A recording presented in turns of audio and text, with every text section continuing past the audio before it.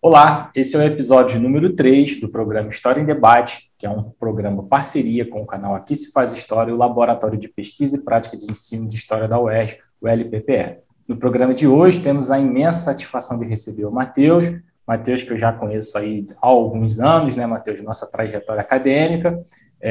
um amigo que eu fiz aí ao longo desses anos de doutorado lá na Fiocruz. Hoje ele está aqui um pouquinho para falar um pouco sobre a trajetória dele e, obviamente, também sobre o trabalho e a pesquisa em história. Então, Matheus, fica à vontade. Eu e a Ingrid, que está aqui nos bastidores, nós agradecemos por você ter aceitado esse convite. Então, em primeiro lugar, gostaria que você se apresentasse, falasse sobre a sua formação, trajetória acadêmica e profissional, se for o caso. Muito obrigado, fica à vontade, tá, Matheus?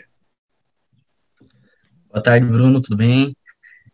Bom, primeiramente eu agradeço o convite do canal, né, é um prazer estar aqui hoje, revê-lo, né, depois de tanto tempo aí, mesmo que seja nos quadrinhos do Zoom, né, sempre uma felicidade imensa.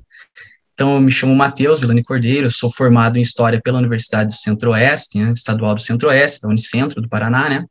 Eu sou mestre e doutorando pelo programa de pós-graduação em História das Ciências da Saúde, da Casa de Oswaldo Cruz, né, na Fiocruz. E atualmente, né, eu estou desenvolvendo uma pesquisa que engloba tanto uma análise sobre as representações, né, da Amazônia no pensamento social brasileiro,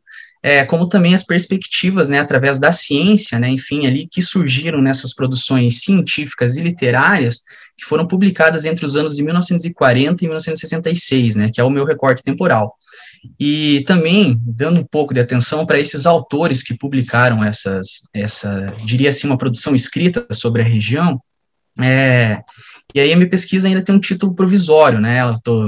agora eu estou no segundo ano, né, então eu estou chamando ela, por enquanto, de Os Intelectuais e os Estudos Amazônicos, Ciência, Saúde e Desenvolvimento na Amazônia, 1940 a 1966, né. Bacana, Matheus, muito bacana, né? Bom, eu queria que você falasse sobre o seu tema, mas inicialmente queria que você contasse para a gente como que você chegou até ele, se você quiser falar um pouquinho, talvez, do mestrado, né? Já que os trabalhos se conectam, e depois fala um pouquinho também sobre quem são esses intelectuais, né? E o que você busca encontrar ao ler esses trabalhos. Bom, eu acredito, né, Bruno, assim, que o meu interesse na pesquisa, né, hoje, vem lá desde o primeiro ano da graduação, né, que eu tive, assim, um privilégio, eu digo assim, privilégio, porque eu pude pesquisar algo que eu já tinha interesse, que a gente sabe que às vezes a gente chega na graduação, na universidade, a gente quer pesquisar alguma coisa, e nem sempre a gente encontra laboratório, né, ou até mesmo orientadores que estão dispostos, né, a orientar algo que não é da sua linha de pesquisa, né, então eu me vejo como privilegiado, porque eu pude, desde o primeiro ano da graduação, desenvolver né, as ICs, né, iniciações científicas, num tema que eu gostava, cara, que eu me interessava, né. E aí, já nessas iniciações científicas, né, eu pude entrar em contato com o debate sobre os sertões, né, as expedições ao interior do Brasil, ali no início do século XX, né, que na época se chamava Conhecer o Brasil Real, né, em contraposição a essa ideia de um Brasil ali europeizado, né, dos núcleos do Rio de Janeiro, São Paulo e tal, e que nesse período médicos, botânicos, etnógrafos, muitos ali ligados ao Museu Nacional, né, ao próprio Instituto de Patologia Experimental de Manguinhos, né, que depois vai ser o Instituto Oswaldo Cruz, passaram a ter contato, né, com essas regiões que eram ali distantes, né, desses principais núcleos urbanos, né, e foi assim que eu ingressei, né, na pesquisa em história, né, que eu vejo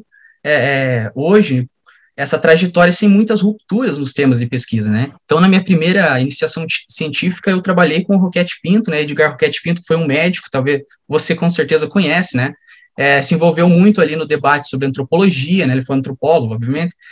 etnografia, nas discussões sobre eugenia na época, né? Então, foi diretor do Museu Nacional. O Roquette Pinto, assim, fez muita coisa, né? Daqueles personagens ali do início do século XX, o cara fez tudo. Pô, ele foi inclusive, um entusiasta das coisas do rádio, né? Ele é considerado o pai da radiodifusão. Pô, o cara fez um monte de coisa, assim. E aí, inclusive, ele viajou para o sertão, né? Para os sertões aí, com uma viagem com o general Rondon, lá em 1912. O Rondon era responsável por aquelas construções lá das linhas telegráficas, né, no norte do Mato Grosso. E aí o Roquette Pinto foi junto lá, cara, foi como antropólogo do Museu Nacional e depois publicou a obra Rondônia, né, em 1917, que foi a obra que eu analisei, né, eu analisei os estudos de etnografia indígena presentes ali no pensamento do Roquete Pinto, nessa obra Rondônia, que foi publicada em 1917. E aí, depois disso, eu comecei a estudar o Gastão Cruz, né, que foi um outro ali intelectual, um outro personagem do início do século XX, cara, muito interessante, né, mas aí com uma ênfase maior na Amazônia, né.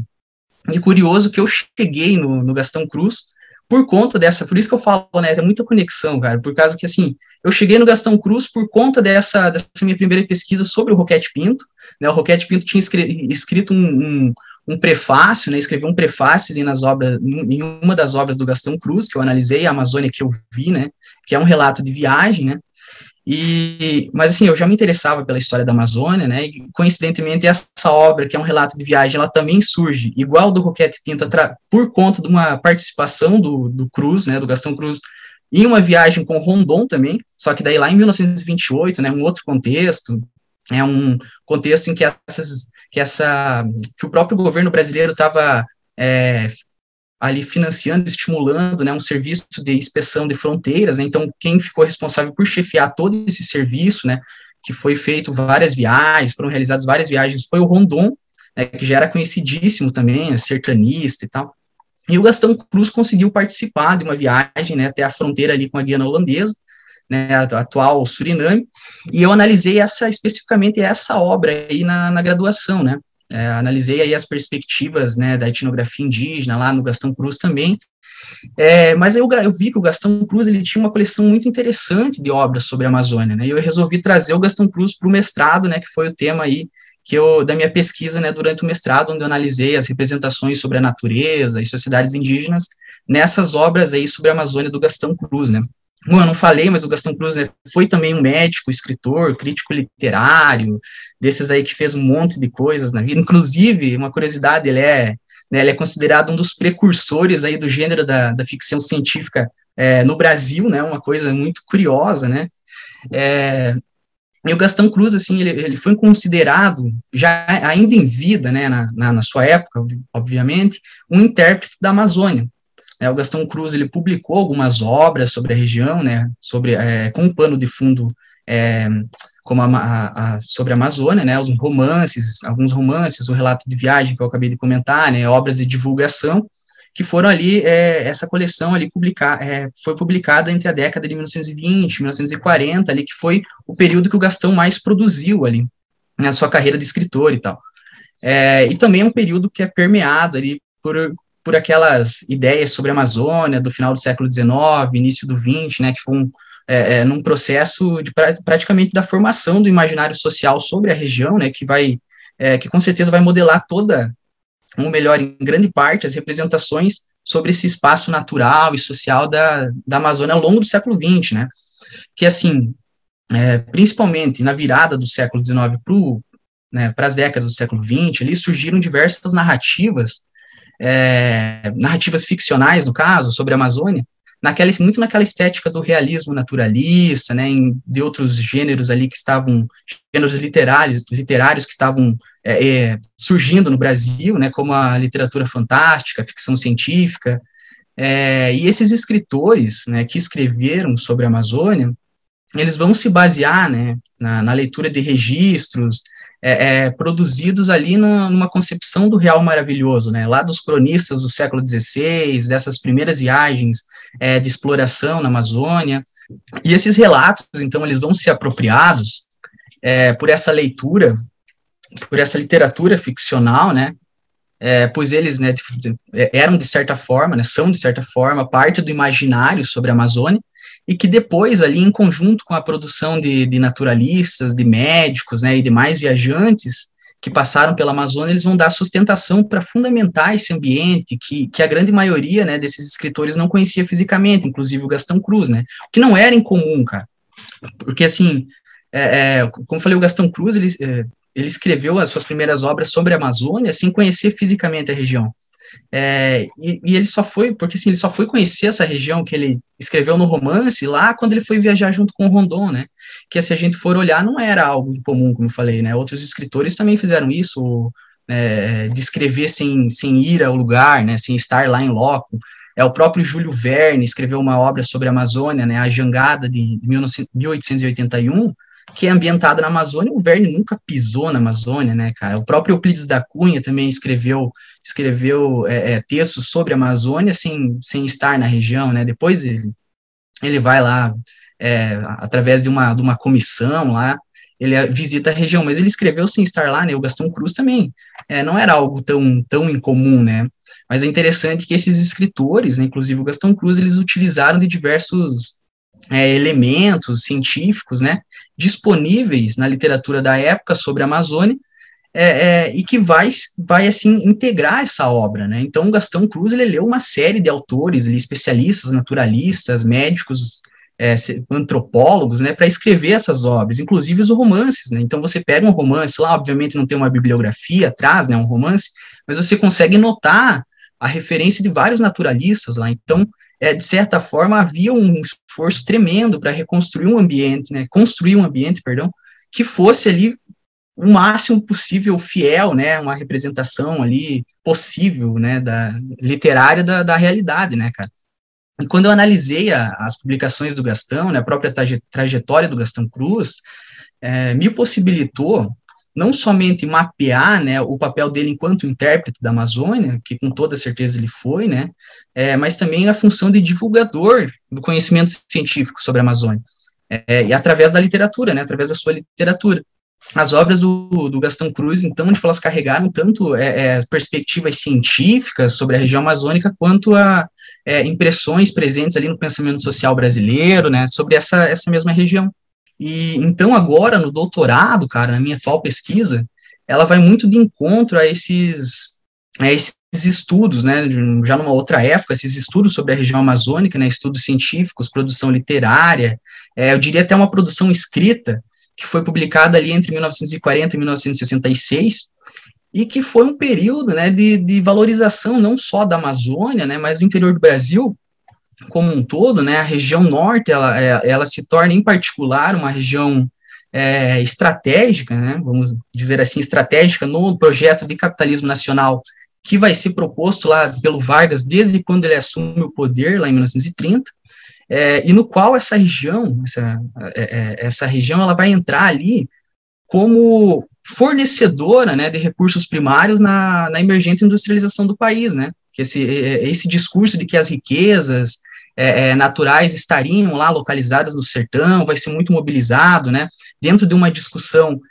de expansão das fronteiras internas do país, né, dentro da tese do mito bandeirante, que está ocorrendo ali no período, do discurso integracionistas, né, em que fica meio que colocado ali que o próprio sentido de brasilidade, né, assume em sua essência a marcha para o oeste, né, cara. Então, não somente a colonização da Amazônia, mas do interior do Brasil como um todo passa a ser, no discurso oficial, um requisito, né, para esse desenvolvimento do Brasil, para esse desenvolvimento do país, né, que aconteceria a partir da ocupação desses ditos, né, espaços colocados ali, né, ditos espaços vazios, né, que é um discurso que vai acompanhar as políticas para a Amazônia ao longo do século XX. Então, a ocupação da Amazônia, nesse sentido, né, vai exigir legitimidade, né, um apelo popular para essa implementação de políticas públicas, né, e também vai exigir orientações científicas e técnicas, né, que pudessem ali lidar, né, vamos lembrar que é uma região que é colocada com muitos problemas, né, então vai ser necessário ter essas orientações científicas, né, e técnicas para lidar com esses problemas, né, como os problemas de saneamento, migração, agricultura, né, transporte, a questão da logística também é importante, né, nesse período, que eram ali vistos como questões essenciais, né, para dar esse suporte, né, para essa política de colonização da Amazônia. Então, foi um período ali que vários órgãos foram criados, né, o Departamento Nacional de Migração, acho que foi criado ali em 1938, o Instituto Agronômico do Norte, o Plano de Saneamento da Amazônia, criado nessa época, também uma série de agências para que fornecessem esse apoio, né, esse suporte, esse projeto de colonização. E aí, depois, cara, ali com a guerra, né, na Segunda Guerra Mundial, no desenvolvimento da Segunda Guerra Mundial, a Amazônia vai se tornar uma região estratégica, né, no esforço de guerra, né, por conta aí das maiores reservas naturais de borracha estarem localizadas na região, né, é um contexto que a Inglaterra ela acaba perdendo as suas colônias lá no Sudeste Asiático, né, por conta das conquistas japonesas do Pacífico, né, o que faz com que o Brasil passe a ser, né, a principal opção, né, dos aliados para suprir essa falta de borracha, né, que é um item essencial. Na época não havia ainda a borracha sintética, né, não tinha como produzir ainda em grande escala borracha sintética, então ocorria que o Brasil, né, era a principal opção, né, dos aliados para suprir essa necessidade do produto, que era um produto importantíssimo, né, no esforço de guerra, né, não à toa que a borracha, né, vai mobilizar um grande projeto, né, a partir do governo dos Estados Unidos. E aí, lá em 42, é firmado aí os acordos de Washington, né, entre o governo brasileiro e o governo estadunidense, para que o Brasil, né, fornecesse esses recursos primários, né, em especial a borracha. E aí é criado também uma série de agências, né, o próprio CESP, Serviço Especial de Saúde Pública, né, é criado nessa época aí para dar suporte, né, a essa necessidade aí da borracha. Vai ser criado todo aquele plano, né, o SENTA, de mobilização dos trabalhadores para a Amazônia, né, a valorização da Amazônia, ela continua, cara. O que acontece, né,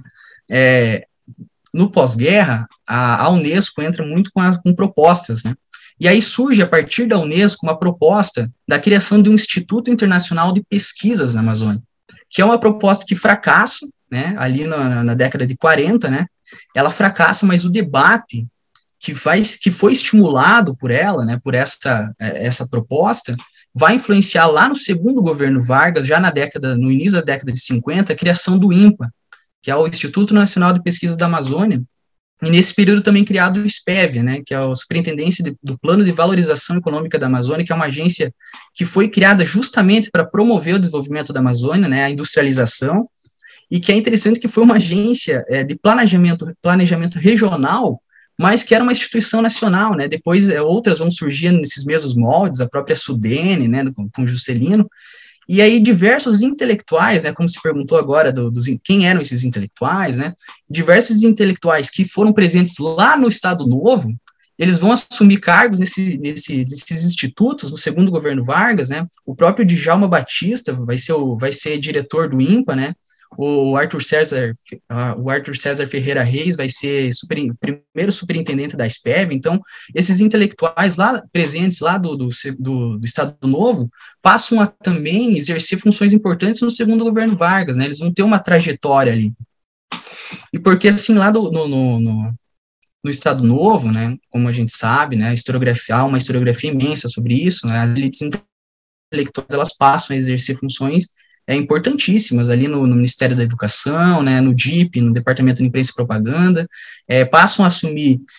posições de destaque, né, tanto na promoção e manutenção do regime, né, essa intelectualidade, ela passa a ser atuante no âmbito do Estado, né, e a própria imagem do intelectual, se a gente for olhar, que vai ser divulgada pelo regime varguista, é de um indivíduo que vai ser envolvido tanto na construção de ideias, né, nessa questão de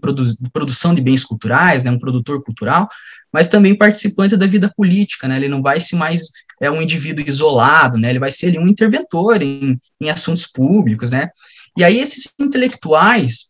eles vão cultivar uma relação muito estreita com o Estado, né, com o Estado Novo. Eles foram colaboradores, né, inclusive ali nos projetos intervencionistas, né, na Amazônia.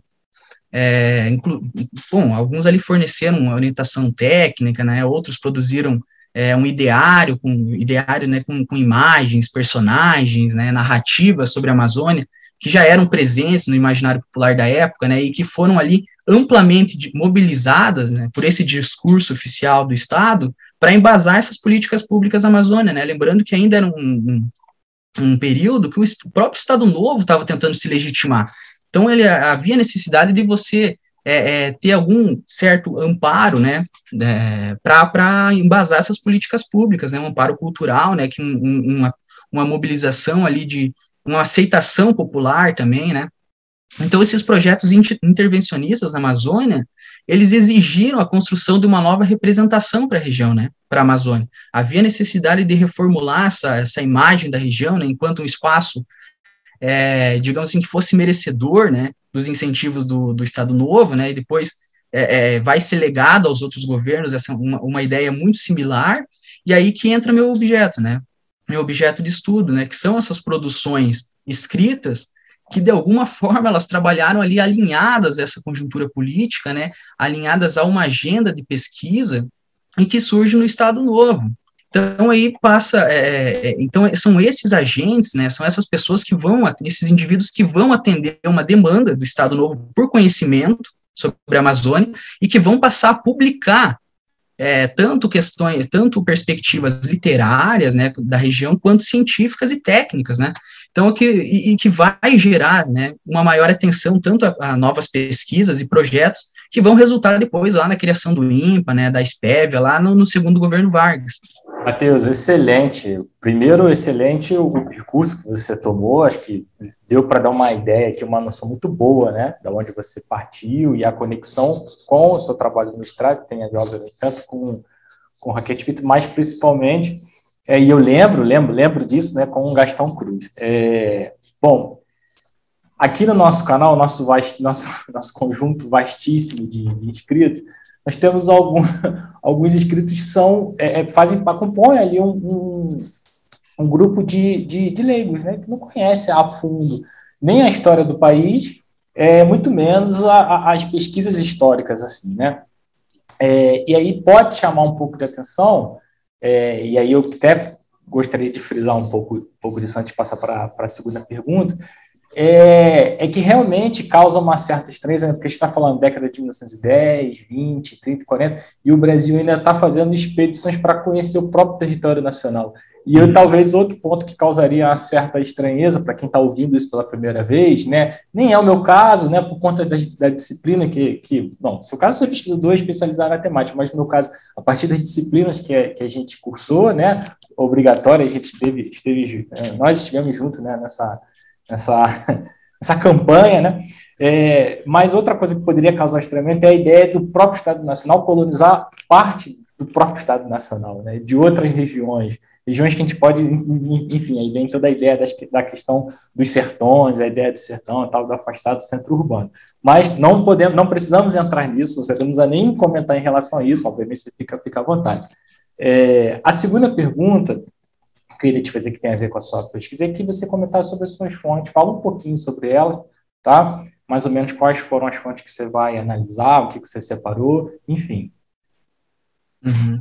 Bom, acho que sobre isso, a gente que está mais familiarizado, né, com essa discussão, mas assim, a história do Brasil, do povoamento brasileiro, ela é muito litorânea, né, então, sempre foi assim, as grandes faixas, né, de demográficas, né, de alta demográfica,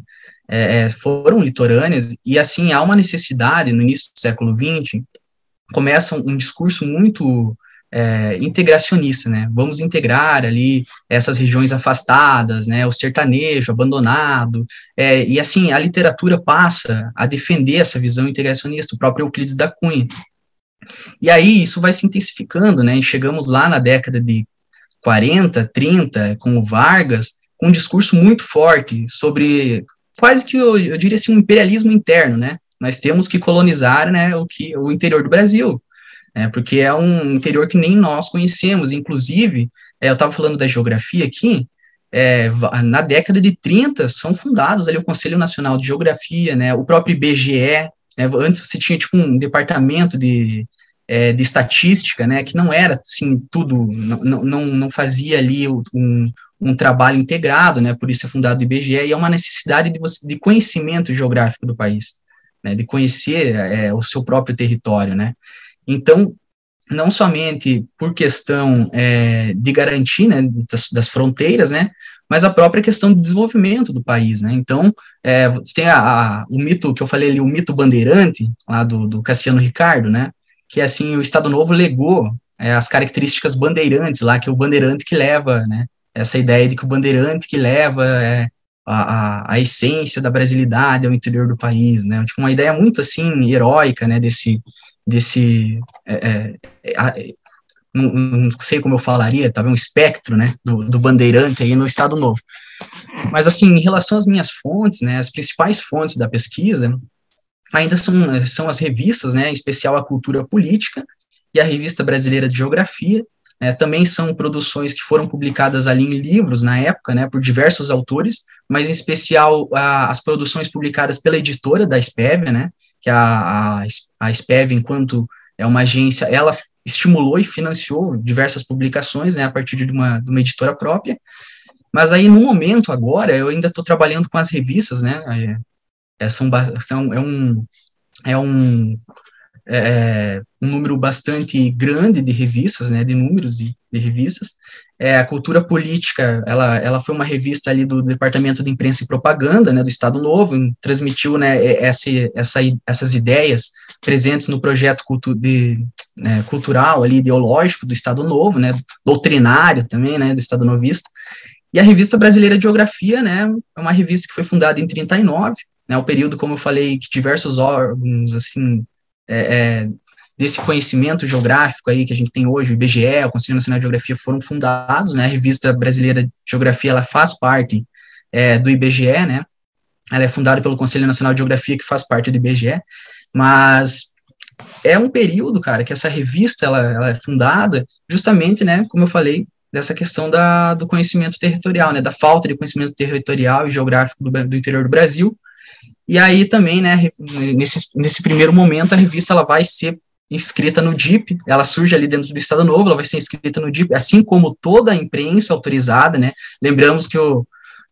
foi um período de censura, né, censura e orientação do que você podia escrever, né, a partir do DIP. E, por enquanto, as minhas principais fontes são essas revistas, e tem outras também, né, mas com menor ênfase, assim, mas são diversas fontes, né, a gente tem que citar as principais aqui, também tem arquivos, né, próprio relatórios do Ministério da Agricultura, uma série aí de fontes auxiliares, né, Bruno?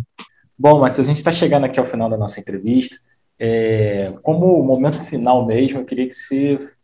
falasse, né, na sua opinião, qual é a relevância de estar estudando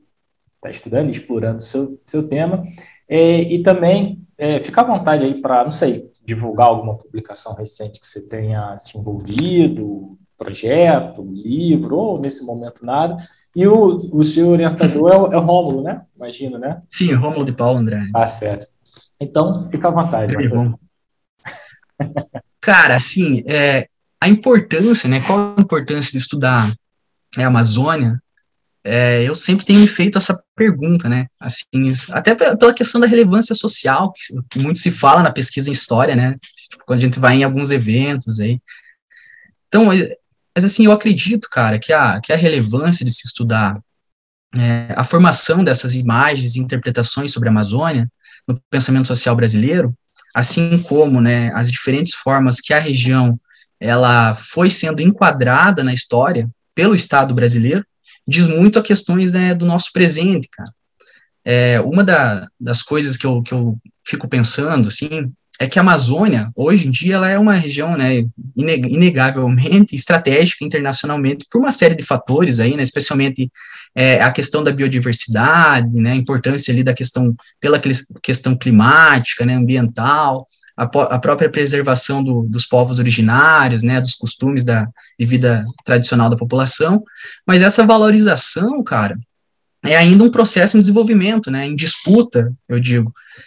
e que passa ainda por diversos pontos de vista, né, e que tem uma ligação direta em como essa região foi sendo observada e interpretada ao longo do século XX, né, agora século XXI, né, então a importância de se estudar esse processo, para mim, se dá justamente de que as compreensões, né, essas imagens que até hoje a gente tem da região amazônica, muitas têm origem lá nesses períodos, né, na década de 40, 50, no início do século XX, a própria definição do que a gente chama hoje de Amazônia Legal surge lá em 53, né, que é através de uma medida lá de estímulo para o desenvolvimento da região, né, são imagens, né, mitos, representações da Amazônia que surgem ou se fortalecem nessas décadas, né, de 40, 50, como eu falei, e que são utilizados até hoje, né, inclusive pelo governo atual. A própria questão ali que em vários momentos, né, nós temos várias declarações feitas pelo presidente de que há um interesse internacional na Amazônia, né, a gente não, pô, eu vejo isso, sim, várias vezes, né, não foi uma vez ou outra, e que há um interesse pela Amazônia, ali, especialmente dessas potências europeias, né, pelos Estados Unidos agora, e que ameaça diretamente a soberania brasileira na região, sabe, um papo, assim, um discurso que foi extremamente utilizado na ditadura militar, né, tinha até o slogan lá, ocupar para não entregar, né, você sabe muito bem, e que é um discurso, cara, que pautado nessa tese da cobiça internacional da Amazônia, né, e que ganhou uma maior ênfase ali na década de 40 e vai ser consolidado na década de 60, e que é utilizado até hoje, né, a gente tem ali, como te falei, vários exemplos, não só do presidente, mas de diversos cargos ali do governo que toda hora aciona essas imagens da Amazônia, de vazio demográfico, sabe, que não tem ninguém, a própria questão de que a Amazônia ela não pode terminar, né, ela tem recursos infinitos, né, essas ideias, assim, são até hoje muito acionadas, cara, a própria questão do modelo de desenvolvimento para a região, modelo de exploração hoje, eu acho que é importante entender esses enquadramentos em que a região amazônica ela foi submetida ao longo da história, né, tanto em prol ali desses modelos de desenvolvimento, como eu falei, né, das políticas territoriais, né, projetos intervencionistas, pois explica muito as atuais condições socioeconômicas da região hoje, né, e como ela é vista ainda, tanto pelos governantes, como por pessoas que são de fora da região, né. Então, acredito que essa é a questão mais relevante do trabalho, assim, que pode contribuir um futuro pensamento aí sobre a Amazônia, Bruno. Ah, que legal, Matheus. Eu fiquei lembrando dessas construções, da parte do governo atual, eu lembrei logo do Leonardo DiCaprio, as ONGs, e toda essa paranoia criada. Incrível, o Leonardo DiCaprio, o cara vai ocupar a Amazônia, cara. Exatamente, todas essas paranoias. São esses tipos de discurso, né, que são acionados até hoje, cara. Né? Mas é um legado que o governo atual faz da ditadura militar, né? Que é muito essa ideia pautada na soberania da Amazônia, soberania brasileira da Amazônia, uma ameaça, entende? Então, isso é utilizado hoje em dia, né, com muita pauta de distribuir terra, né, grilagem, outros tipos aí de intervenções não legais, né? Exatamente, exploração do solo e que acaba, enfim, as consequências péssimas para o meio ambiente, né? Matheus. Mineração, né? Exatamente. Matheus, muito obrigado aqui pela entrevista. Foi excelente o papo que a gente teve aqui. A apresentação foi extremamente rica, né? Rica em dados e, ao mesmo tempo, foi bastante didática, né? Então, foi um prazer imenso, né? Eu e a Ingrid aqui, a gente agradece muito você ter aceitado e ter se disponibilizado o seu tempo aí ao longo da nossa pesquisa, que a gente sabe como para vir falar um pouco, né? Para vulgarizar o conhecimento. Destaque final, Matheus, quer falar alguma coisa para terminar mesmo e fechar? Pô, eu que agradeço, Bruno, fico, assim, lisonjeado, cara, de ter participado, assim, para mim, acho que é muito interessante fazer essa divulgação que a gente faz tão pouco, na verdade, né, geralmente a gente fica preso a eventos, vai lá, faz alguma fala, volta e tal, muito difícil a gente vulgarizar, né, e hoje, com a internet, de certa forma, é muito fácil, né, você vulgarizar esse conhecimento, né, então, eu acho que a sua iniciativa com o canal Aqui Se Faz História é uma iniciativa excelente, né, então, eu parabenizo você, o laboratório, aí, por essa iniciativa, eu acho interessante que tenha um futuro brilhante aí essa proposta de vocês aí. Eu que agradeço, né, pelo convite novamente, e fico aí à disposição de, talvez no futuro, né, uma nova participação aí no canal. Com certeza, tá? As portas estão abertas aqui, e eu e a Ingrid, né, a gente agradece bastante. Bom, se vocês gostaram dessa, de tantas outras entrevistas que tem aqui no canal, peço para que vocês curtam, compartilhem, se quiser fazer o comentário, mas passe adiante. Lembrando que os vídeos vão sempre ao ar de forma conjunta, tanto aqui no canal Aqui Se Faz História, quanto também no canal do LPPE. Então, a gente fica por aqui e até a próxima. Muito obrigado, tá, Matheus? Um abraço.